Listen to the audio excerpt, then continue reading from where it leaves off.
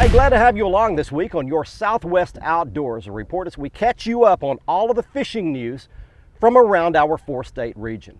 One of the things I like to do every fall, in addition to renewing my fishing license, is to re-spool my fishing reels with all brand new line. I like to do it twice a year, spring and fall, and the fishing license thing is always just a good reminder. So I thought it would be a good time to pass along for you some of the newest fishing lines on the market and some of my favorites as you walk down the fishing line aisle at your favorite retailer. Let's start off. The first one is Stren Fluorocast. It's 100% fluorocarbon fishing line. It's nearly invisible in water, but it's also very strong. And the Berkeley version of it is the Trilene 100% fluorocarbon line like you see here. Now the next one I've grown to really fall in love with is Berkeley Transoptic. It's a very unique fishing line that actually changes colors. Above the surface of the water, it's a bright orange color so you can watch your line, detect your strikes, but once it gets below water, it physically changes color to a clear color, becomes almost invisible to the fish. Now, if you like strong fishing lines, first of all, the Stren Sonic Braid is a great choice. It's a braided fishing line, but it's coated with a very slick outer coating for much smoother, longer, quieter cast. And down here at the bottom, the Stren Super Knot, it's very abrasion resistant to use around rocks, stumps, boat docks, anywhere where you've got a lot of underwater obstructions. Super Knot would be one of your best choices. So these are some of my favorite fishing lines. Check them out at your local fishing tackle retailer. Let's check in right now with Brian Hughes, your Texas Fishing and Lake Reports, the Lone Star Lakes. Hi everybody, and welcome to this week's Lone Star Lakes, brought to you by Snagproof Lures. And we've had a lot of rain over the last 8 to 10 days, and it's showing up in our lakes in raised lake levels and lower temperatures. We're going to start out west with Lake Allen Henry, where you're going to catch some big bass this fall. I just know it. Start on Main Lake Point next to creek channels. The bait fish haven't moved into the creek yet. They're staging right in the mouths of the creek. Start with your topwaters, then work your way down to crankbaits and, of course, spots run across the edges. Run those fast to catch the active fish, and then slow down with a Texas rig or even a Carolina rig to catch the bigger fish this fall on Allen Henry. And out at Lake Fork, one of the biggest tournaments of the year coming out there, you can still use your topwater frogs early, then go to your jig or your 10-inch worm in order to catch those fish that are really going to make you some money this weekend on Lake Fork. I'd like to take this opportunity to thank the folks at Snagproof for being on board with us this season. They make a great bait. Check them out at snagproof.com. That's this week's Lone Star Lakes, brought to you by Snagproof Lures. Now let's check in with Mr. Bill Olson. He's on the coast. Hi folks, this week's report is brought to you by Killer Tackle by TTF, producers of the Stingmate Stingray Sting First Aid Kit and Jellyfish Sting Relief Gel. Don't go wade fishing without them. They're available at tackle retailers or the website on the screen. Well, high tides associated with Tropical Storm Hermine continue to fall. Anglers fishing mouths of back lakes, areas that drain shallow flats and near passes or jetties have caught trout and redfish. The redfish bite has been the most consistent. Roaming schools have taken live bait and artificial offerings. Soft plastics, gold spoons, and black spoons for reds on the move have produced. Speckled trout continue to be a little finicky. Some fish are still holding around deeper shell structure. Some are holding near grassy drop-offs with a few up shallow early in the day. The reefs in Chocolate Bay and against the Wildlife Refuge have produced trout.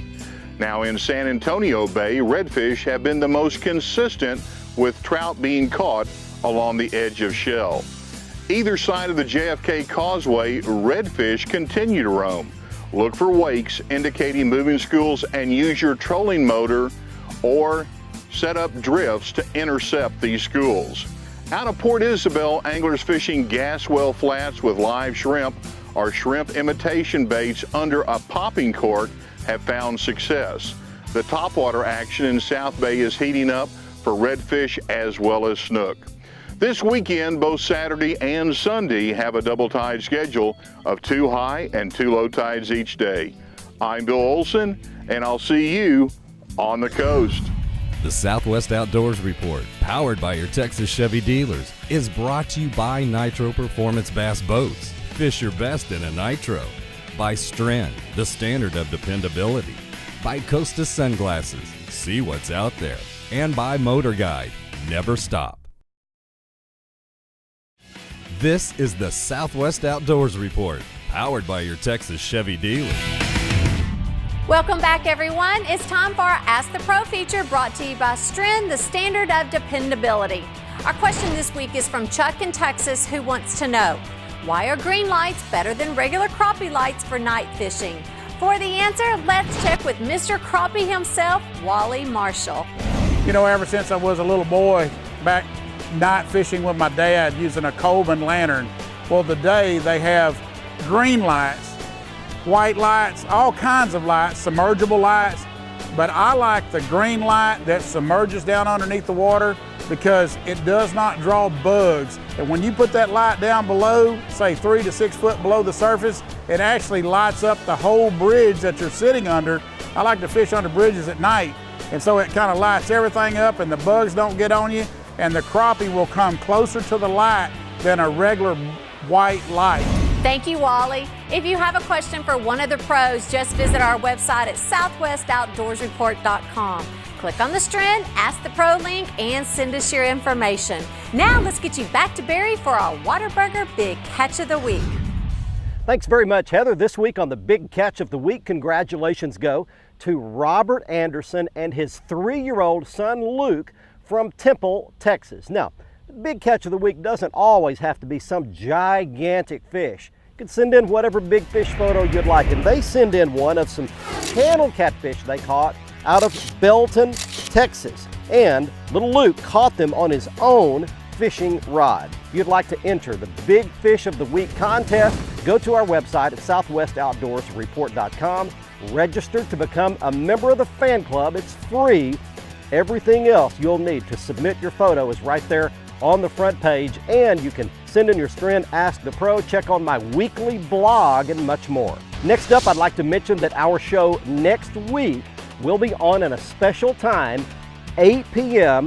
Thursday night before the Texas Rangers Oakland A's baseball game. So make a note, 8 p.m. next Thursday, then we'll be on in our regular time slot, 8 o'clock on Saturday morning.